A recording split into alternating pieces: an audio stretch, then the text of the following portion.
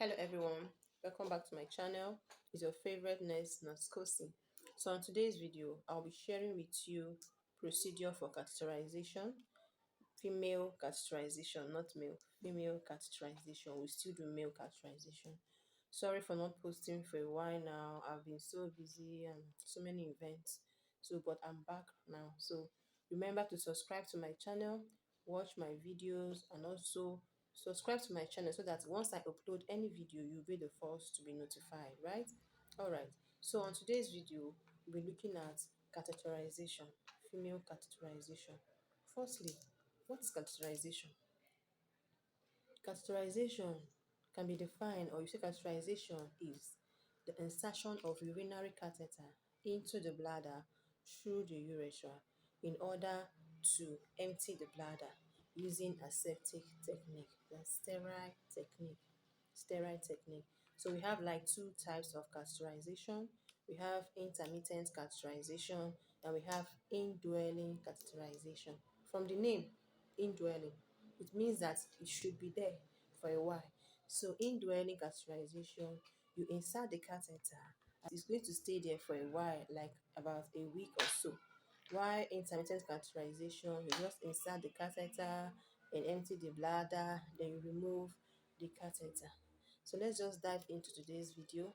But before then, make sure you subscribe to my channel. So these are the requirements for catheterization. We have two tray. Please, this video is mainly for practical purpose. All these instruments should be sterilized, especially this dissecting forceps and artery forceps that will be used. Then the catheter should also be in a pack, and also this urine bag should also be in a pack. The procedure should be a sterile procedure. So in the first tray, we have the plaster, adhesive plaster. We have the KY jelly, there's lubricant, this is the latex glove, then the gallipots for used swab or for dry swab, then this is the Savlon solution, antiseptic solution. Then in the second tray, we have our drape, our Macintosh and towel, then we have the urine bag, the swab to perform vaginal swabbing, that's vulva swabbing, sorry. Then we have also in a kidney dish, we have the setting forceps, artery forceps, then the syringe containing sterile water already. Then we have different sizes of catheter here. Two catheters are there. Then a bowl to discard any used swab. So in catheterization, we have two types of catheterization. We have intermittent catheterization and indwelling catheterization. In intermittent catheterization, is done mainly to relieve bladder distension, to assess for residual urine after voiding, to obtain a sterile specimen.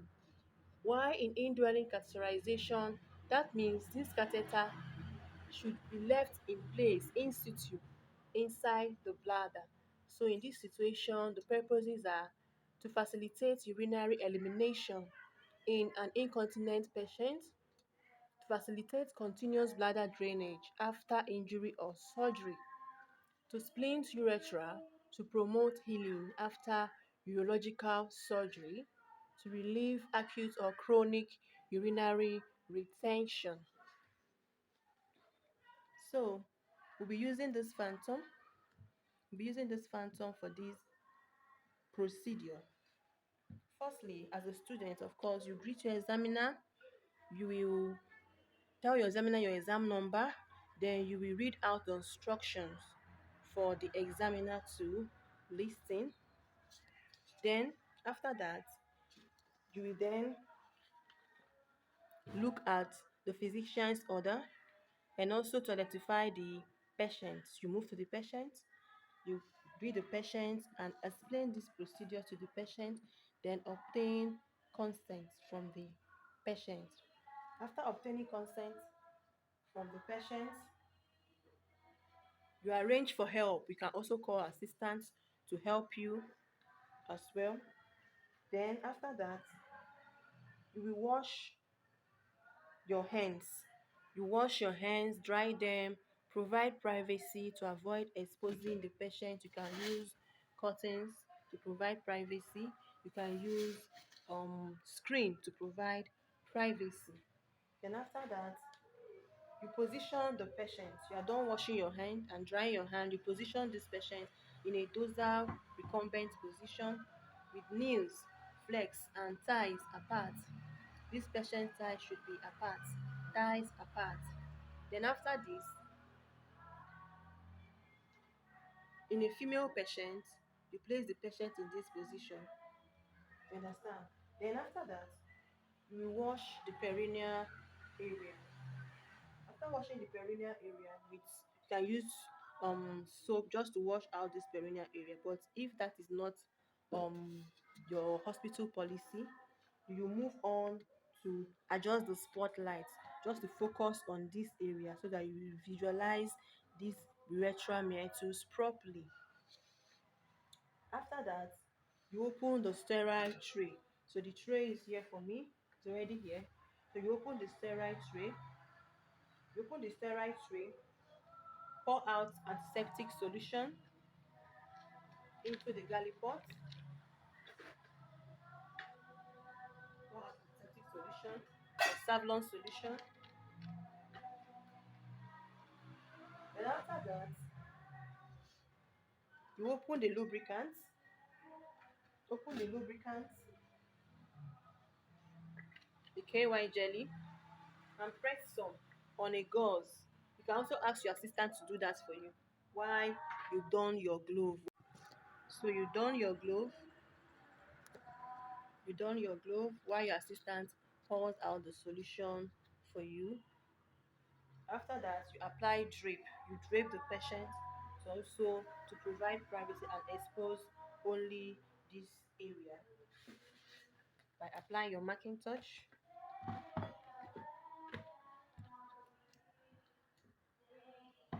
Then you drape the patient. You can also use towel to do that, or you can also use this drape to just expose this area to be used.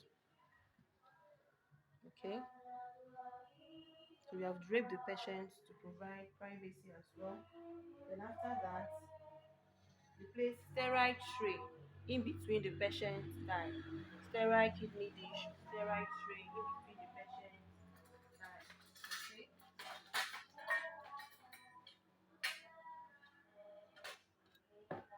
in between the patient's thigh to receive the urine. Then you move along to open the sterile specimen or two.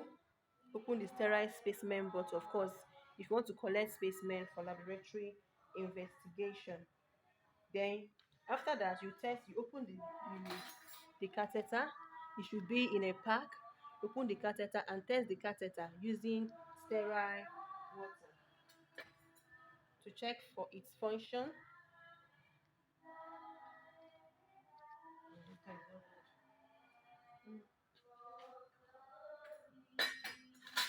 So let's test this one. No, we have two. So let's test this one.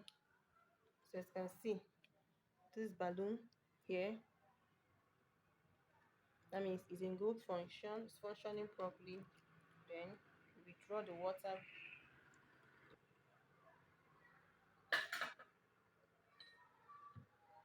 Then after that, you lubricate the tip of the catheter using your KY jelly to lubricate the tip of the catheter. So you press some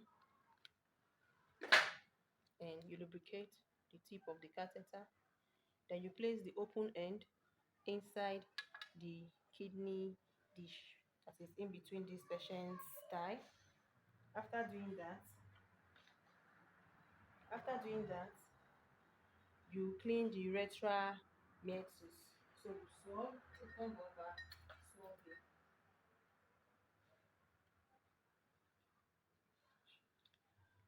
First one, you clean, then you discard. You get another one, you clean here, the labia majora, and you discard. Bring another one, another swab, move out excess solution, you sweep, you clean here, one stroke at a time, and you discard. You get another swab,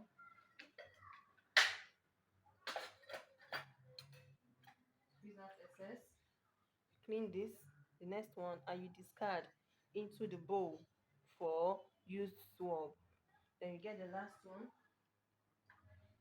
you separate this, then you clean, then you discard. Then while you're done with that, then you place the open end of this into here, remember? Then we separate the labias using my thumb and my index finger. Separate here, up here, above here is the urethra meatus. So you insert gently. You insert gently, gradually. In female patients, you insert about 2.5 cm in. Then once the urine starts coming out from the bladder, to start dripping out from the bladder, you get the specimen bottle and collect the urine if in case of laboratory investigation. But if not, if it's for intermittent catheterization, after the urine must have drained out properly from the bladder, you just remove the catheter. But if it's for indwelling catheterization, you just leave it in there. Then you get your sterile water, and fix it here, attach it here. Then you inflate the balloon inside so that it will hang at the neck of the bladder. Then you pull out a bit to ensure that the catheter is in situ inside. After that, you get your urinary bag, uribag. This is the uribag. You attach the uribag to this open end of the catheter, this manner. Then you hang the bag below the bladder for downward flow. Do not allow this bag to touch the floor. So just hang it below the bladder. Hang it here. After hanging it, you remove, you use equipment, you remove the drape, remove the marking touch, place them properly, remove your gloves and discard. Wash your hands.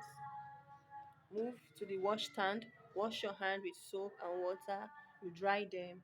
Then remember to always document your procedure, what you observe during the procedure, the time, your name against your name, and you sign. So that's the procedure for female catheterization.